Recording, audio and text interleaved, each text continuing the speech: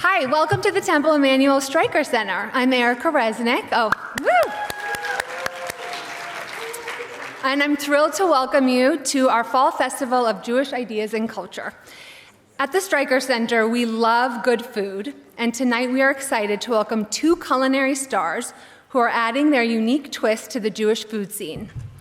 Ben and Zikki had already become serious social media phenomenon before they opened the West Village's hippest new takeout counter, Baba Baraka. Who has been to Baba Baraka? Excellent. If you can get in before they sell out, really. Now they're sharing their secrets in their debut cookbook, Eat Small Plates, and if you haven't already, you can buy a copy in the lobby on your way out. Zikki and Bengingi join us for a conversation with their friend and ours, Jake Cohen. Tonight's event is a joyful celebration of food.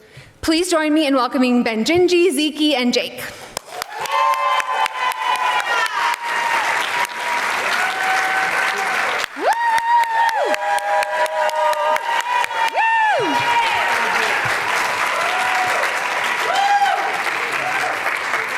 Wazzy. Hi, everyone. How are we doing That's tonight? exciting. This is really wild. That's crazy. I want to go back to start of like how we met, and the fact that we're here, like, on this stage is wild. We met obviously through the internet, as everyone does these days. And yes, true. It was so random. Ben was like, listen, it was Hanukkah. This was peak COVID. I was in Florida, and he kept being like, I want to drop off sufganiyot for you. And I'm like, I'm not in New York. Sounds on brand. And he's like, do you have anyone I forgot about it, actually. sufganiyot? And I was like, actually, my father would love sufganiyot. He was sick that day, He no? had COVID. Yes, okay. Yeah. And Ben dropped off sufganiyot for him in Astoria. Listen, I saw the future coming. It was that. And then next thing you know, this was then post-vaccine, we finally decided to get together. And I came over for lunch. Yes. And you cooked I remember lunch. that in our tiny studio apartment on the Upper West Side. We went for a coffee walk then. Yes, That's what in you Central, got me because I in was Central totally Park. Because we first met in Central Park. Right. And then I came down for lunch in the village, and I got to meet both of you. It was before you were even pregnant with your first child, and the rest is history of just friends and then introducing each other to our families and getting to travel and do everything. And now you got a book. It's full circle. And it's a wild gorgeous book. And that's the great opportunity to just thank Jake for, just supporting us through the entire time here in the States. It's amazing. And, always being the most lovable friend. I can't say it otherwise. It's amazing, like, to see how much you push us to succeed and to go You're to both so talented. It's just They're like, write a cookbook, easy. and we're like, what? And you're like, this is how you do it. I was like, you're gonna write a book. I'm gonna introduce you to my agent. We're all gonna get it done. Sarah. Shout out to Sarah. Raise your hand, Sarah. To be fair, if I love you and you're in my life, you're gonna be wrapped by Sarah. That's it. That's it. So it is, yeah. But now, obviously, I want to go back even further, and let's hear the story of how you two met, because it's quite romantic. You want to go? We really literally met on a street in Italy. It was 2019. It sounds always like a cliche saying, like we met in Italy, like randomly cliche. on the street, but that's how it is. I was walking with a friend of mine. We were going to an event, and Ben saw me and this friend across the street, and he crossed the street, and I don't believe in these things where you're like, love at first sight, but we looked at each other, and it was a bizarre moment where I saw my future in him, and it was the same from him. And then we actually parted for about 2 months. There was not much. I was getting my stuff sorted and getting. You were playing hard to get, and I was trying to run after you. That's Eventually, true. I made it. You did, and then you invited me to a ramen party, and the night took an excellent turn, and I think we've just been together ever since. Yeah. I mean, on my side, and I'm going down the hill of my beautiful apartment. It was in a small apartment in the Piemonte in the beautiful Alps. You're also bearing the lead that you were in Italy, going to cooking school, having Well, it very was so romantic. fun. I mean, Yeah. It's like very eat, pray, love of both to like run off to Italy to learn cooking. You know, Zikki saying that she had the feeling that she's gonna meet her husband there, and you know, things happen. But no, like, I told you today that somebody told me in college that my husband would be a foreigner, and I was like, no. And then yeah, she actually mentioned that like she didn't believe that she will meet her husband like in a foreign place because she doesn't like accents. no, that's And I was not like, true. and I was like, you got it completely wrong. Taken If off that's the what you found record. eventually. The real thing that I can attest to, knowing them for so many years, is Ben's English is night and day from like the beginning. I know you can't believe it. I don't remember you ever having a problem with our language. That's what you always say. That's what you always say. But I remember the first date that I was standing in front of the mirror and I was like, "Hi, Zikki. How was your day? Tell me more about it." Or the first time that, like, you know, you slept in my place and then you started talking to me in the morning and I was like, I can't speak English for the first hour that I'm waking up. I was like, this is why he doesn't want to see me before 9 a.m. Okay, I get it now. Yes, but and yeah, with you noticed. So that was a nice change. Oh, it's great. It's great. Yeah. Now. And so now, obviously, this love story starts in Italy, but you have like a born and bred New Yorker, and you now get thrown into New York. What was like the transition like to becoming a New York resident? Not anymore, I will say, unfortunately. I know. No shade to Jersey. Don't shame us, Jake. No shade to Jersey. We love New Jersey. We love New Jersey. We love New Jersey, but We are not apologizing for it anymore. What was it like? What was your first trip to New York like, and what was the transition like moving here? So for me, I came here 10 years ago. After my military service, I was just like looking for a job to save some money to like go on the big trip. And my uncle that lives in Jersey, we love Jersey. Who's another touch point of how we met. Another touch point how we met. He basically came to visit in Israel, and we just chit-chat a little bit. And he said, like, you know, come to the States, work in a farm that I know like the owners, and I will connect you, and just like come, practice your English, get to know like a little bit of like the vibe here, and just have the experience. So I came, and that was wonderful. I moved upstate. I worked for Ronnie Brook Farm, if anybody knows. Oh my God, of course. Yeah, I was milking cows there. It was beautiful. And yeah, and like time passed, and after our college. Well, it was really crazy because Ben ended up switching out of going to engineering school in Israel and decided to go to school at this university in the Alps. And I had a similar experience. I had just finished college and I was sort of searching for what I wanted to do. I was like, I really want to be in food. I want to be in academia. I don't know how I'm going to put these things together. And I made my way over there and we met. And then I actually ended up extending a year. And I was like, wink, wink, I'm going to stay an extra year. He was like, maybe we should live together. And I was like, that seems crazy. Maybe we should get married. Let's have a kid. And like, let's have a child all those sorts and of write things. a book. Anyways, so fast forward 6 months into us living together in Italy, and it's COVID. February 2020. COVID hits. And hits Italy second after China.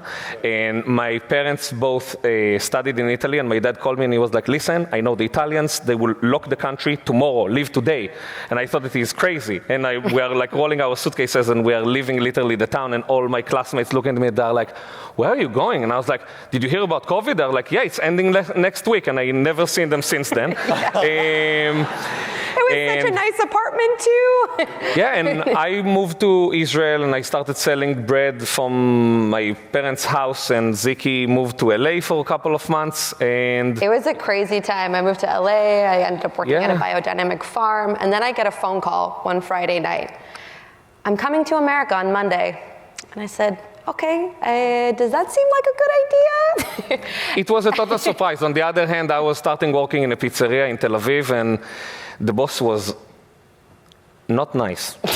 And he was not treating me in the best way. And every day I was like, swallowing it. And after 2 weeks, I'm like talking with the head baker then, and I'm looking at him and I'm like, I can't stand it anymore. And he's like, what you gonna do? And I was like, I'm going to America to marry this woman. And he's like, go for it. And I was like, it's irresponsible for you to say it, but I'm gonna go for it. And I went for it, and I came 2 days later with a ring, and I went straight to Zikki's dad, that's sitting here in the first row. I was like, why do you want to see my dad so bad? Yeah, and I asked his hand as the most... It was important for me. Yeah, the most classic way.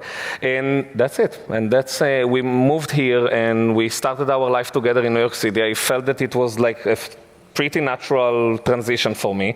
Living before in Tel Aviv, it's like Tel Aviv on steroids, basically. It really was. Like every city on steroids. Right. Yeah, sure. And feel very connected to the city and the vibe and the energy and the people, and it's like always vibrant. I needed a little calm down in evenings, so that's why we moved to Jersey, to just like take a little breath at the end of the day. But yeah, love it. It's fantastic. And now, as we start to kind of get into like book talk, yes. This book is so stunning and so full of like so much connection, especially when it comes to both of you and your families. I feel like that's like a huge motif in this book, is like the way that the food you both ate growing up, which are very different cultures, and yet it all goes so well together. So who are some of the big inspirations in your lives that kind of made its way onto the pages? I love this question because I think the book began totally differently. I mean, we had come to it with the idea that we wanted to do, it was originally titled 100 Small Plates. And the idea was to just have our favorite salatim, which is just a way of serving in Israel, which you're putting down a lot of plates on the table and you're serving many different things, and there's a lot of variety. As we wrote this book, lots of different obstacles got thrown into our life, and lots of world events happened, and we found ourselves in a beautiful situation that we were writing a book about the duality of our relationship in New York, in Israel, traveling through Ukraine, having a child, writing a book while you have a child, writing a book while you're married and you're a young married couple, the first of your friends to get married, navigating all the obstacles of life, and it became this incredible dedication to our chapter in New York, which we live in New Jersey now, so it's even more special looking back on this book. We're obsessed with New Jersey, huh? Sorry, we need to hype them up a little bit, huh? I know. They need some help. But looking through the book, it's a fruit of the love that we put in throughout the years. You're right, it came together through the various memories that we have. As a family, as together, as individuals. Yeah, and in general, that's the way that we, the simplest way to put it, that's the way that we love to eat and we love to host. And we believe that people love to eat these days. We have a pretty radical approach that main dishes are a little bit passé. Yeah? Yeah, and people these days love to come to a restaurant and share the experience with others and taste the different things. When someone telling me let's go to a restaurant and I order this and you order this and let's don't share, I'm like, we are not going to be friends after this dinner. Yeah, for sure. Well, but I think this is for everyone to know the two of them is when they host, and the first time I went over, you walked in and they have a roll of butcher paper and they write out a menu of all the small plates that you're gonna have, and it's all of these things, and it's he's pulling out jars of pickles, and it's just there are pickles everywhere, and the best pickles you've ever had, and then Ben was I think you made me the eggplant in this book the first time, and then he just takes a tomato and squeezes it on top, and it is quite romantic the way you both cook, and I think with the small plate focus, you really get to kind of hit on everything. One thing I really want to talk about that I thought was so crazy, which was the way that everything that you crazy. Shot this book, because I got to be there for you did. That was so fun. Yes. You are both so obsessed with plates. It's not just the food that goes on, the plates that they're on. But you have this crazy collection. What's your idea in terms of the vibe of setting the mood for any type of dinner party? Wow.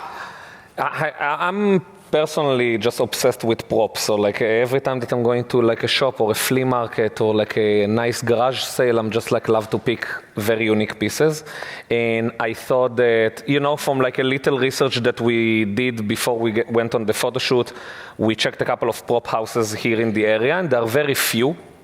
And most books, not most, but a lot of books produced Use here in New York and use the same props. And we wanted to bring something that is very unique and we connected to. So not just like bringing a story that is connected to the recipe, but also like a plate that really highlighting like the intention behind it. So I made it into my mission just to collect plates like crazy person. And I have over like 500 plates socks, these days. So I'm happy it's plates. And yeah, and we actually bought one of the most exciting plates. Soon we're gonna share it. Our very own plate, which is pretty cool. So for us, that was a really fun experience, even just sourcing all the stuff from the book. With this book, I think because we didn't know how to write a cookbook, we went at it very grassroots, where we paid so much detailed attention to everything. Like Ben really, really wanted these very specific plates. We wanted them to be vintage, also for waste purposes. We wanted things that were beautiful, but also had a history. Like you said, that all of our recipes are connected to a food memory. So why not bring it also into the plates? And those plates then tell a story, and people come over and they ask about the plate, and you talk about it. We talk about in the book about how it's just as important to have food on the table. It's also important to have a middle in the table, which I'll explain later. But it's also important to have beautiful things, because people feel especially special and treated and abundant, and your generosity when it's not just about the food. It's about the way you set, the way you host, the small plates. Another point, having a lot of small things and a lot of variety brings abundance into people's hearts, and they feel joy. It's really fun. Yeah. And you know, like you go with fashion, and you're matching your shirt to your pants, to your shoe, to your sock. The same thing goes with food. None of our plates match the same thing goes with food. I don't know. There are specific plates that I'm looking at, and I'm like, okay, I know exactly what food goes on it, because like this red going with this yellow and with this fish and with this salad. And yeah, it might sound crazy now when I'm saying it out loud, but like that's how I look at it. It's a stretch into design that I think is really special. Yeah. So the other week, you both came over and we cooked a bunch of recipes. We did. For the book, which were all exceptional. I've never had anything from either of them that I've ever like not loved. What are some of the recipes that you are kind of like thinking that everyone's going home and you either have already bought a book or you're going to buy a book outside because you've been charmed by Ben and Zikki? Where should they start? Wow, so many. It's like the wheels are running. We try to create a book that will be very approachable and easygoing for any level of cook, and with ingredients that are accessible, and most of you have them at home on a regular basis. And it's just like minimal manipulation for them to put them together in a beautiful dish and serving them to the table. I mean, I'm personally really obsessed with our labneh. Labneh cheese, labneh, you might say it. I also love that. It's very easy. It's our cream cheese, right, Wazi? It's a very simple, straightforward, very rewarding recipe. Basically, you take a Greek yogurt, fat Greek yogurt, and you combine it with salt, and you hang it on a cheesecloth, and it also looks cool for all your guests. Zikki's recipes are fantastic in the book, and I'm not saying it just to be like... No. Like, we should... so she comes over and she puts us to work, where Ben and I are her sous chefs, and she's like, I need you to peel all of these tomatoes. And these are like little Campari tomatoes. And we peel all these tomatoes. And I'm like, why are we doing this? She's like, trust me, you have to, because it's the only way you could season the full tomato. And then we dress it with sunflower seeds and dill. That's a really fun salad. And then you top it with fresh cheese, and it was one of the most incredible salads I've had. Jake, that was actually going to be my recipe, I have to say. I think like it's between that or not your grandmother's fruit salad. I think like, oh my God, the peeled tomato salad is. What's the story behind the salad? So the peeled tomato salad is a fun one. It's layered. It has a lot to do with So I'm Ukrainian, and I've spent my whole childhood in the diaspora in the East Village and eating a lot of Ukrainian food. And More specifically in the Ukrainian village. Yes, in the Ukrainian village. I grew up in the East Village and the Ukrainian village. And we ate a lot of holiday food often. It's something you do in the diaspora. But when you're in Ukraine, you're actually eating the food of every day. And those things are bright, they are light, they are delicious, they're from the garden, they're fermented. They're loaded with flavors that people have never tasted before. So one of the things that really impacted me when I was in Ukraine was, like in the Mediterranean, they use olive oil. In Ukraine, they use sunflower oil. And sunflower oil has this really, really, really special aroma to it. You can't find it often in the United States. You can at like a net cost, but I figured out a hack, which is when you peel the tomatoes, and we peel the tomatoes in order to give the full surface area of the tomato to your tongue. I promise it's worth the work. And then you toast the sunflower seeds of the tomato salad. By toasting the sunflower seeds, you're releasing all the oil and pouring it on top of the cold tomatoes, mixing it with the dill and a little bit of extra virgin olive oil, you have that same effect of a fresh toasted sunflower oil. And topping it with a brinza cheese. In the United States, you can use feta. But it was really inspired by my time traveling through Ukraine the summer after I met Ben. We both went our separate ways. Ben went to Georgia, I went to Ukraine. And we did some crazy culinary adventures and came back and wrote this book for you guys. Thank God. And now, obviously, we have to talk about you and bread, because you're like, whenever I'm like, oh, you, yes, please. They're like, you must know Bengingi. You know the guy with the beard who screams with the bread. With the crazy Israeli accent. Yes. There's so many incredible breads in here. There's Jerusalem bagels, your pita. Like obviously, I'll shout out the fact that like my next cookbook comes out in a few weeks, and September 30th. Everyone will be back here on October 4th. If you don't have your tickets All yet. of you guys. They'll be here. So we'll be here. I mean, Amazon literally selling our books together is like frequently bought together. So we are like also bought together. There.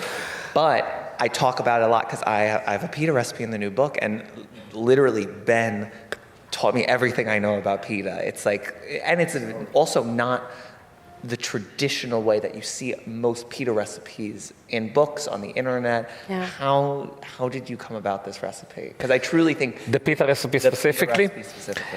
First of all, I'm a self-taught baker, so everything I do when I'm bake, it's like something that I like from mistake. Like I learned from my own mistakes and from my own journey.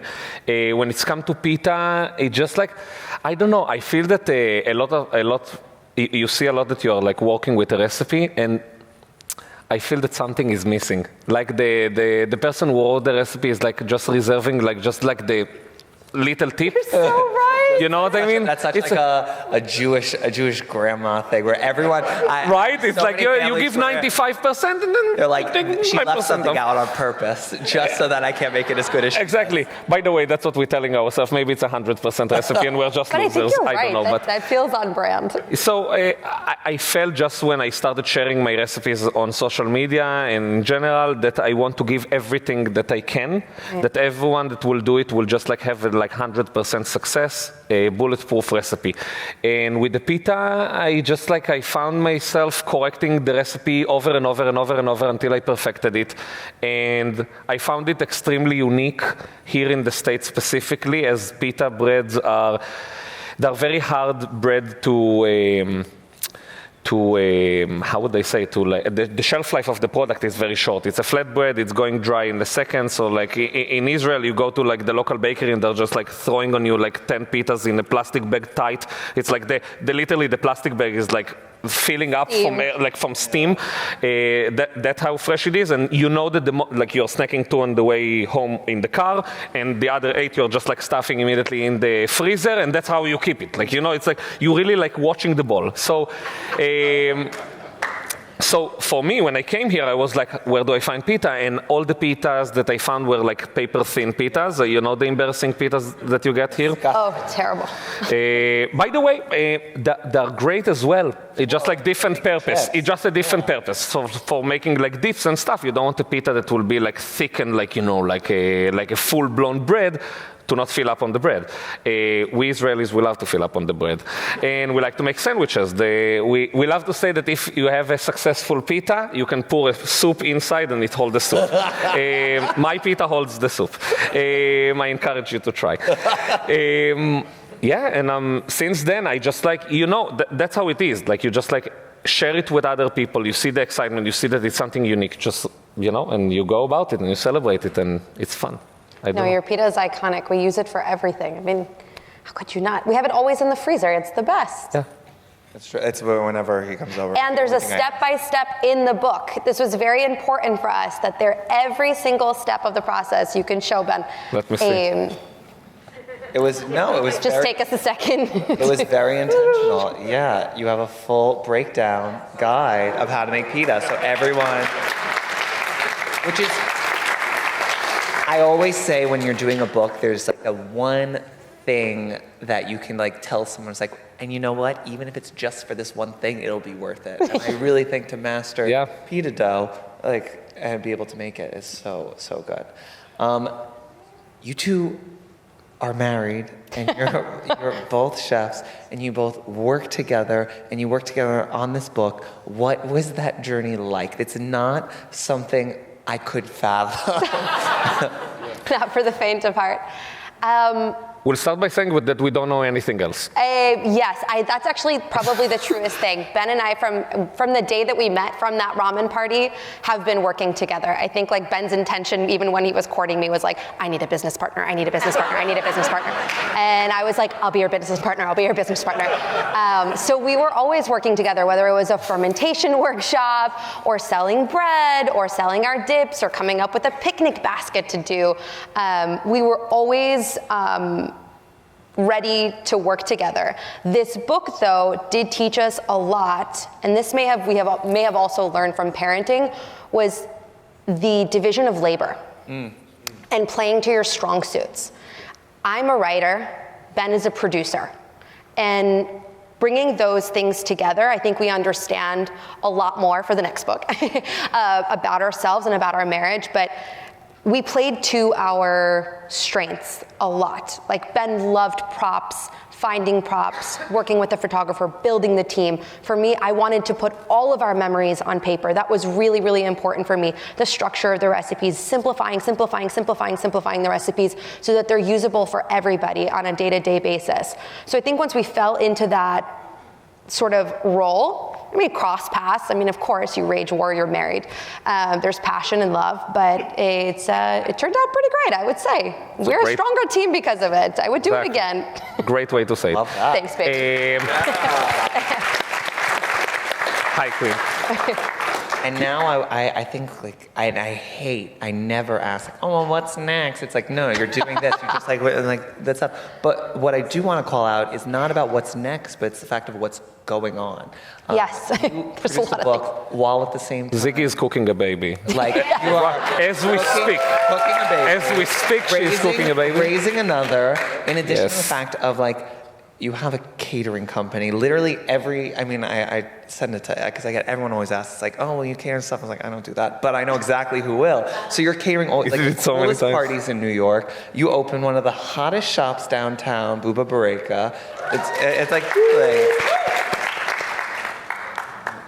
why take on everything at once? Like, how is it navigating everything, everywhere, all at once? I think that's been our MO since day one. Like being a business owner, you just like, that's the most honest answer I will give to that. It's being a business owner, you just don't know how the next, let's say, be optimistic, the next year will look like. Yeah. So you always need to plant seed and like working on projects and like keep rolling, keep it moving, keep moving. You don't know what will happen next. Yeah. And you're always anticipating the future. So if you're not, Ben taught me this actually when we first started dating, where I was like, why can't we just like stop for 1 second and just stand still? And he's like, because if you stand still, you sink. You got to keep moving. And so I don't know, and it's exciting. It's always keeping life It's exciting. like such a vibe. I don't know, we release a book. 3 months later, there is a baby. 3 months before, there was a burekas shop. There is it's constantly moving. It's alive. We doubled down full of this passion. year. It's fun. Okay. It's fun in the best way. So as you go into this next year, what are you most excited about? Honestly, the baby. I know it's like sound like, but yeah, being a parent is like my favorite thing. So looking forward for the next baby, absolutely. Honestly, looking forward to seeing this come to life. I think so much of this has been held behind a stage for so long, and there's been a veil where like you've seen a lot of the behind the scenes and you've seen a lot of it, but now it's about seeing you guys engage with this book, using these recipes, cooking them for your family, seeing how it's used during the holiday season so that we can learn from you guys and come back to this to the ground again and start writing again and figuring out what we want to do, what's working, what's not working. And definitely enjoying a little baby moon with our next little human. I love that. Oh my God. Well, I feel like that's like the perfect time to transition to like asking the audience for some questions before we get into a little cooking. Sure, whenever. All right, I'm ready, hit me. We have a microphone going around, so just raise your hand and we'll grab you and we'll ask anything. Oh. Got someone already? Let's go. Man, he came prepared, huh? With a list of questions. I see he's holding a piece of paper there. First, I want to say congratulations to you both. Thank you. Thank you, Lavelle. Thank you. How would you say that both of your cultural and ethnic upbringings helped blend your desire to mix cuisines in this book? Wow, cool question. Great question. Yeah, that was a very sophisticated question.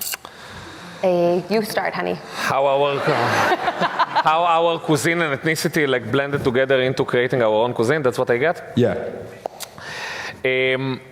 Ironically enough, Zikki grew up in New York City, going with her parents on a regular basis to Café Orleans, if anybody knows, the real New Yorkers here in the crowd.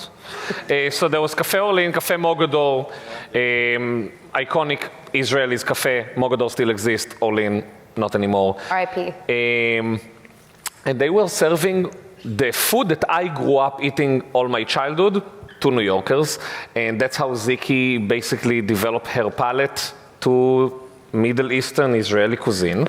So when we met, like nothing was foreign to her. I knew nothing about a necessary Ukrainian cuisine, but I learned a lot from her.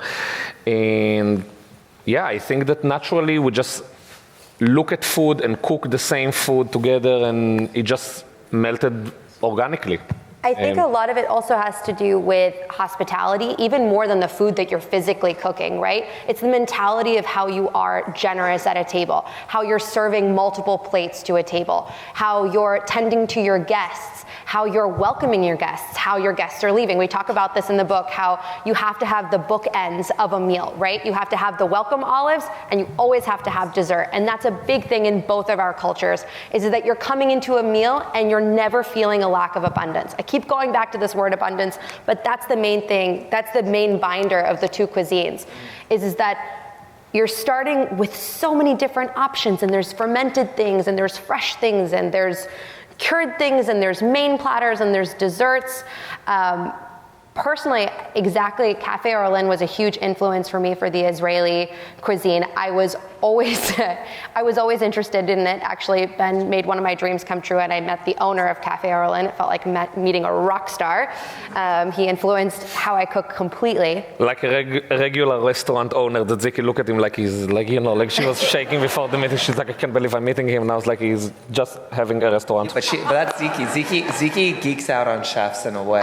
Yeah, absolutely. Yeah. It's so fun. Listen, I spent like my entire life like on the floor, like watching Food Network and looking through cookbooks. Like people were doing, children's books. I just wanted to read the cooking stuff. It was the most interesting. Listen, it's teaching a child practical skills. It was amazing. You met a couple of your heroes in the last couple of years. That's because you are responsible to many of them. Actually, probably because of both of you. So exactly. I really appreciate that. Olya Hercules. And Adina Sussman. Yes, Adina Sussman gets a huge shout out. She's in the audience tonight.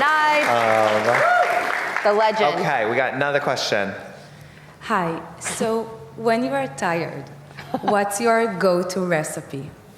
Wow, that you want to make? You know, real chefs eating omelette and tomato and cucumber.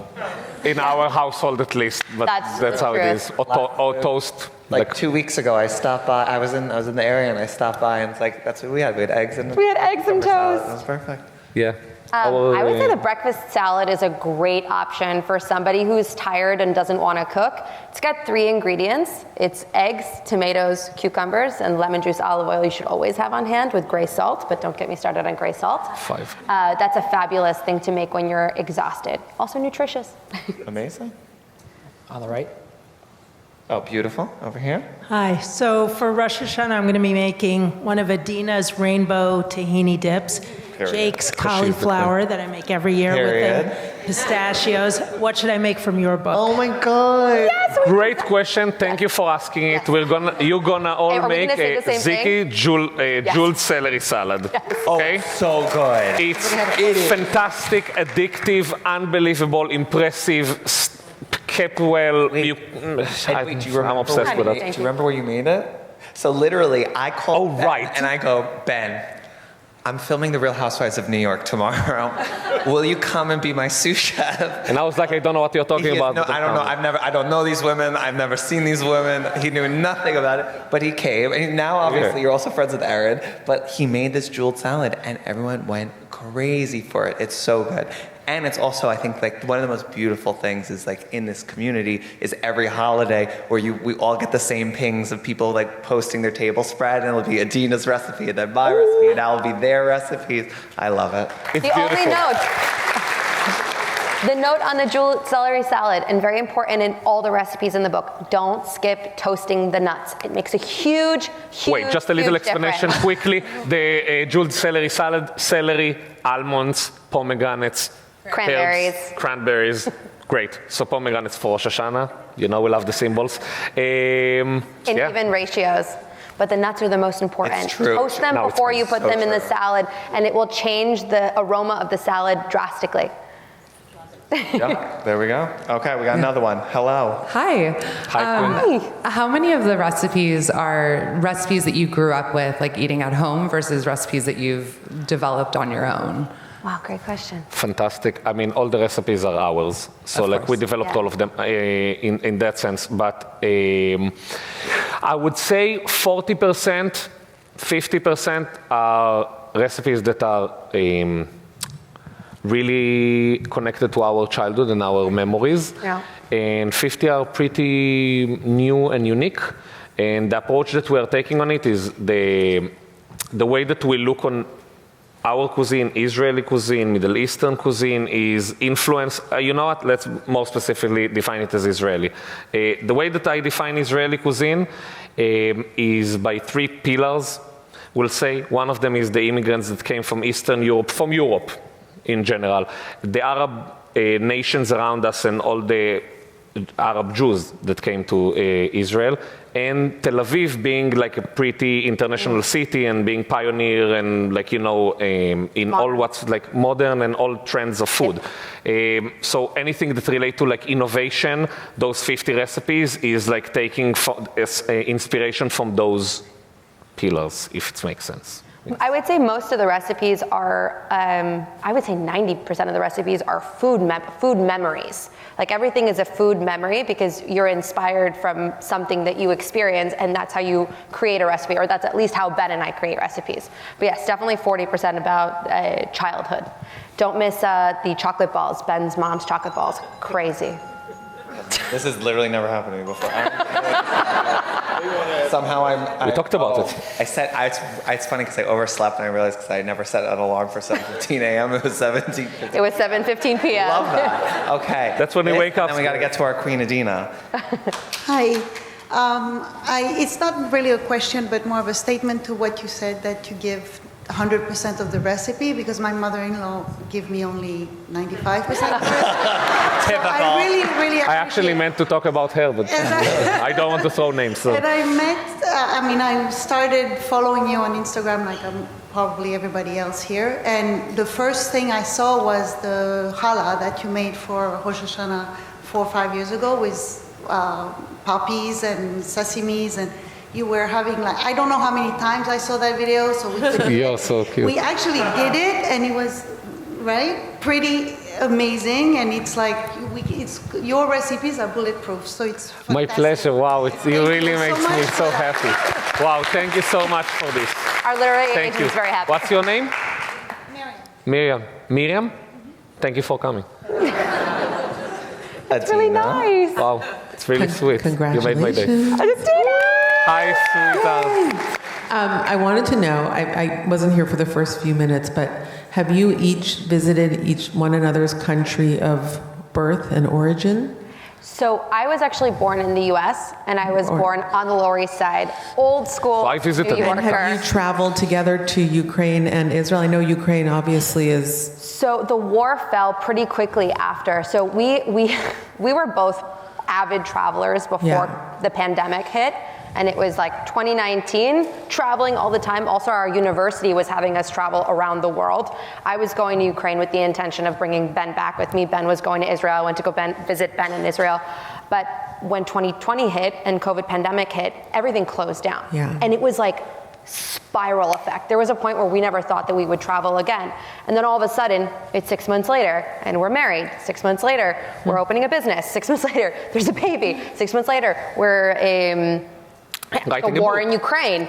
The war in Ukraine erupted, and that changed everything. I mean, I'm not even sure the next time I'll be able to travel there. I hope it's very soon. But we've never been there. I really hope that we get to go to the Carpathian Mountains and We really wanted to travel just before the war started, and we were planning. Zikki said it's a winter time, it's not the right time to go, so we were like, okay, let's wait a couple of more months. We're still waiting. It will But we go to Israel to visit Safta and Saba because the little one. Yeah. And because we love Israel. I love it. Well, I think we should get into some cooking. We're gonna get some. Oh my goodness. Yes. Jump in. Yes. Let's go. Where do we stand? Where do we go? Today we're making for you guys what I consider a 5-minute party hack. Do I put the apron? If you want. Oh, I missed this. Why not? I'm sorry. We never wear apron. We love the stains on our shirts.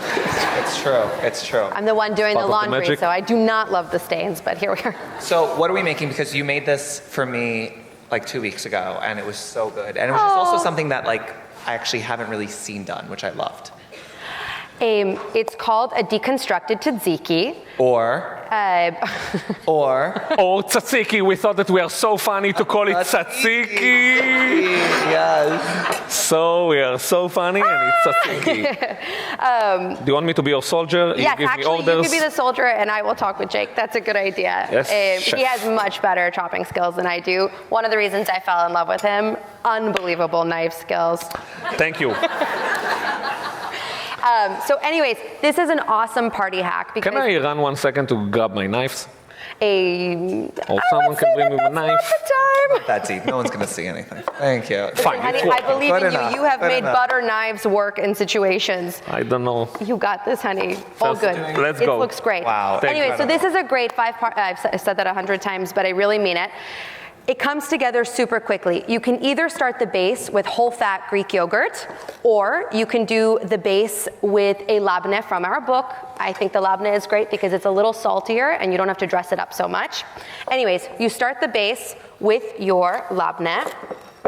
And then what you're doing is you're building a cucumber teepee pretty much on top. First, show the camera. Buy carrots. These are the eat small plates. Oh, that yeah! in collaboration with Fish's Eddy, which like, does everyone know Fish's Eddy, the most incredible like store downtown for getting plates? Like how cute. Oh, we forgot to take the price tag off.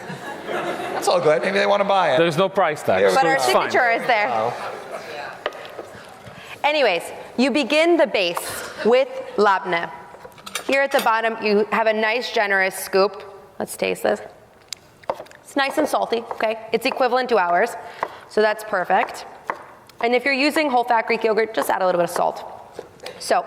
Oh, I should move like this, so you all can see. I should also scoot over to the other side. I mean, that's how you want it, no? All right, guys. Woohoo! I love it. All right. I'm here for you. And don't over smear. The worst thing, and I've watched many people do this, is including smear. me. And smear and keep smearing. Be confident. Smear it one time. All good.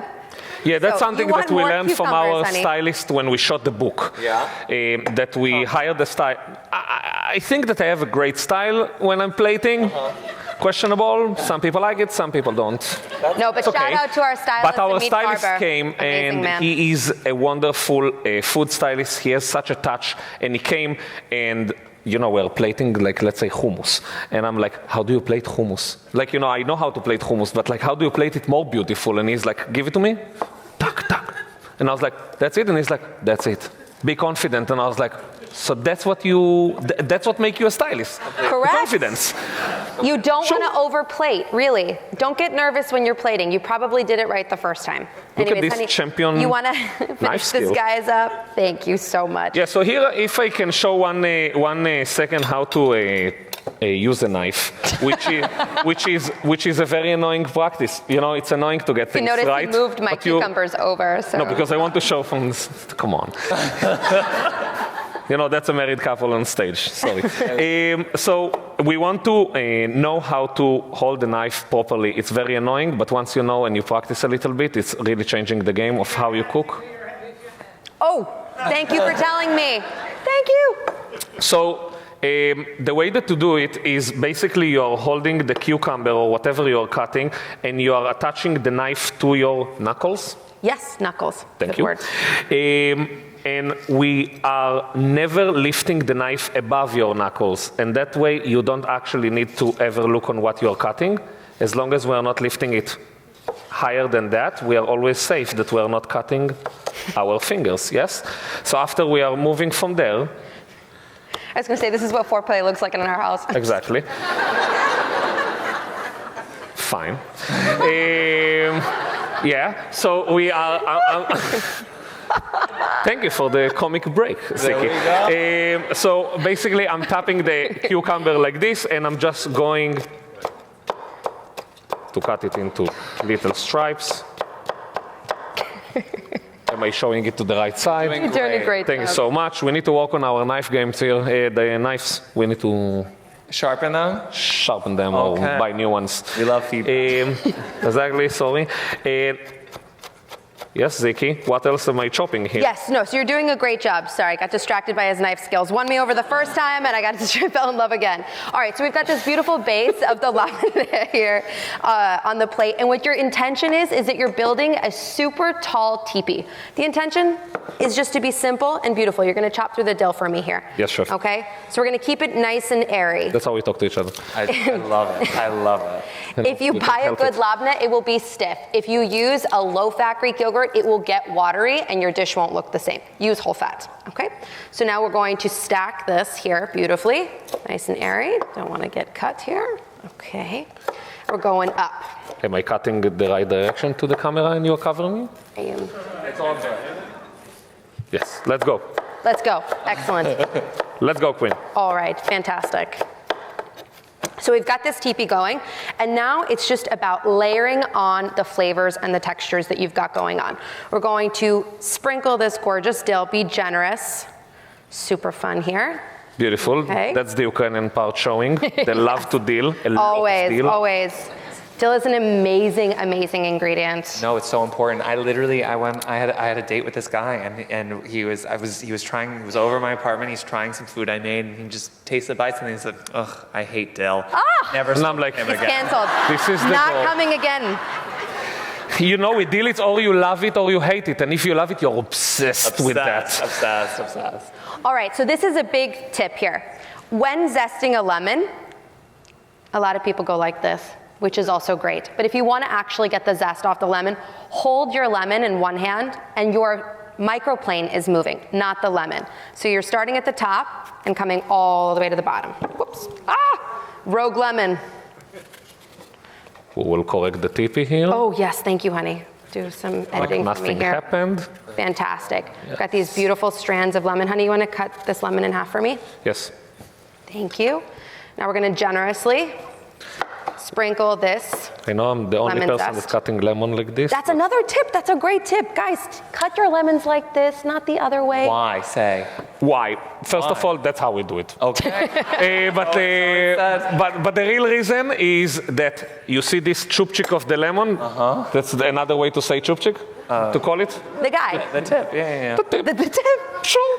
I'm putting it in between my fingers, And when I'm squeezing, I can actually squeeze the entire thing. Wow. Fantastic. So what we're doing here, again, we're building that flavor, we're building that texture. You're not seasoning the entire thing, you're seasoning just the, you're seasoning just. Making sure you know. Making sure you know. Just the teepee here. Because the reason this dish was born was because tzatziki is an amazing, amazing dish. It's super flavorful. Everybody loves it. It's always fresh, delicious with proteins, with pita, anything, but it's always a bowl. Yeah. Why not make it beautiful? Why not so make it simple. beautiful?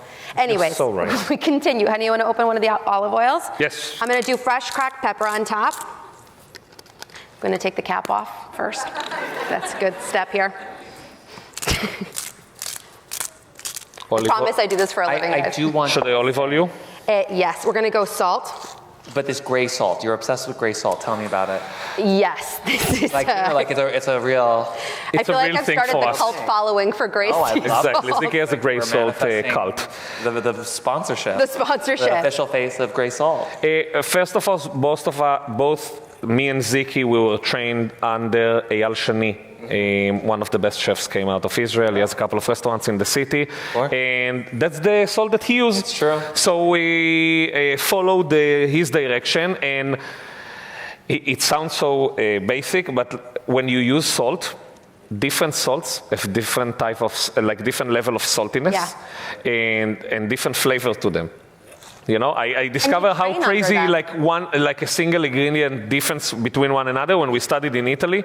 And in one of my classes, I had water tasting. I know it sounds insane, water tasting, but actually when you taste waters, different waters next to each other, there is a huge difference. You will actually hate one of them.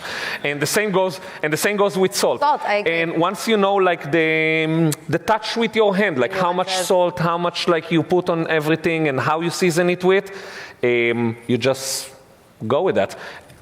Specifically gray sea salt, though, it has a completely different mouthfeel. So the way that some salts just hit the surface of your food and they'll season just that layer, gray sea salt, because it's on the coarser level, will penetrate the food deeper and deeper and deeper, and it will keep absorbing, it'll keep melting into your food, it'll keep seasoning your food. So it's really great for like roasts and salads, like the jeweled celery salad. Very important to use the gray sea salt, because when you're using something like a kosher salt, nothing against it, or an iodized salt, nothing against it, you're just seasoning that first layer of the celery. You're not getting in there. So that's why also this shaker was not going so great. That's why I'm here doing it 50 times. You just need a sprinkle. We are the only one that's noshing on it. That's it, don't worry. Anyways, gray sea salt, completely different mouthfeel. Excellent, highly recommend. Round of applause for tzatziki. I love it. Ben, Zikki. This is it? You did it. Oh my God, it was so much fun. They were so nervous, and they were incredible. Honestly, let's talk all night. Everyone, they will be signing cookbooks outside. If you haven't bought one yet, you can buy it. Guys, it was so fun. Thank you so much for coming, all of you. It was lovely. Thank you for coming. Wow, it's the best wedding we ever had. Thank you.